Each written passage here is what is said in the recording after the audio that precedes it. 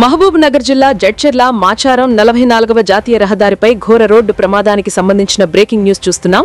వంతెనపై వెళుతున్న మరో private travels బస్సుకు ప్రమాదం తప్పింది.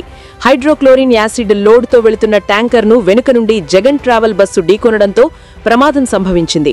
ట్యాంకర్లోని కెమికల్ మంటలు అంటుకునే అవకాశం లేకపోవడంతో పెను ప్రమాదం తప్పింది.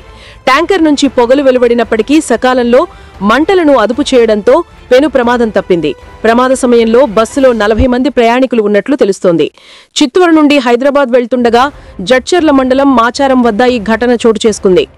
బస్సులోని ప్రయాణికులను ప్రమాదం నుంచి తప్పించి మరొక బస్సులో ప్రయాణికులను పంపారు. ప్రమాదంతో జాతీయ రహదారిపై ట్రాఫిక్ స్తంభించింది. జడ్చర్ల పట్టణ సీఐ కమలాకర్ తెలిపిన వివరాల ప్రకారం చిత్తూరు నుండి హైదరాబాద్కు ప్రయాణికులతో బయలుదేరింది జగన్ ట్రావెల్ బస్సు. ఈ క్రమంలోని జడ్చర్ల పట్టణానికి చేరుకోగానే మాచారం ఫ్లైఓవర్ బ్రిడ్జ్ వద్ద ముందుగా వెళుతున్న హైడ్రోక్లోరిక్ యాసిడ్ ట్యాంకర్ను వెనుక నుండి జగన్ ట్రావెల్ బస్సు వేగంగా ఢీకొంది.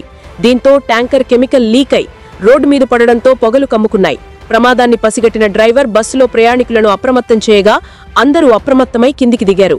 ఈ ప్రమాదంలో కొందరు ప్రయాణికులు అత్యవసర ద్వారం గుండా దిగడంతో స్వల్ప గాయాలతో బయటపడ్డారు. విషయం తెలుసుకున్న ఫైర్ సిబ్బంది వెంటనే ఘటనా స్థలానికి చేరుకొని కెమికల్ లీకేజీ ద్వారా వస్తున్న పొగలను అదుపులోకి తెచ్చారు. విషయం తెలిసిన పట్టణ సీఐ కమలాకర్ స్పందించి ఘటనా స్థలానికి చేరుకున్నారు. బస్సు ప్రమాద బాధితులను మరొక వాహనంలో హైదరాబాద్కు తరలించారు. ఈ ఘటనతో 44వ జాతీయ రహదారిపై ఇరువైపులా సుమారు 3 కిలోమీటర్ల మేర ట్రాఫిక్ జామ్ అయింది. దీంతో వాహనదారులు తీవ్ర ఇబ్బందులకు గురవుతున్నారు.